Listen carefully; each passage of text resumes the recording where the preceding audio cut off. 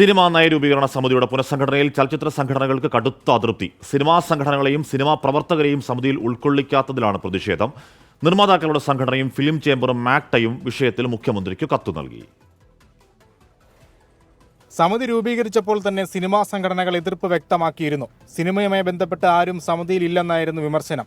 Cinema മന്ത്രിക്കും സമിതി ചെയർമാനും ഇത് സംബന്ധിച്ച് കത്തും നൽകി. പ്രശ്നം പരിഹരിക്കാമെന്ന ഉറപ്പും ലഭിച്ചു. മുകേഷിന്റെ ഒഴിവാക്കലിനും ബി ഉണ്ണികൃഷ്ണൻ രാജിക്കും പിന്നാലെ പുനഃസംഘടനയിലും സിനിമാ പ്രവർത്തകരെ ഉൾപ്പെടുത്തിയില്ല. സർക്കാർ പ്രതിനിധികളാണ് ഏറെയും. ഇതോടെയാണ് സംഘടനകൾ മുഖ്യമന്ത്രിയെ സമീപിച്ചത്. സിനിമയെ അറിയാവുന്ന, സിനിമയിൽ ജോലി ചെയ്യുന്ന, സിനിമയിലെ ആ ട്രേഡ് യൂണിയനുകളെ പങ്കെടുപ്പിക്കാതെ ഉള്ള ഒരു സിനിമാ നയരൂപീകരണ സമിതി കേരളത്തിൽ വന്നാൽ ശരിക്കും ഒരു കാരണവശാലും അത് വർക്കൗട്ട് ആവുന്നില്ല എന്നാണ് എനിക്ക് 100% മനസ്സിലാകുന്നത്.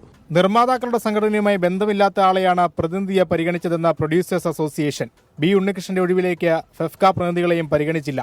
സിനിമയെക്കുറിച്ച് അറിയാത്തവരെ നയരൂപീകരണ സമിതിയിൽ ഉൾക്കൊള്ളിച്ചിട്ട് എന്ത് കാര്യമെന്നാണ് സംഘടനകളുടെ ചോദ്യം. 24 കൊച്ചി.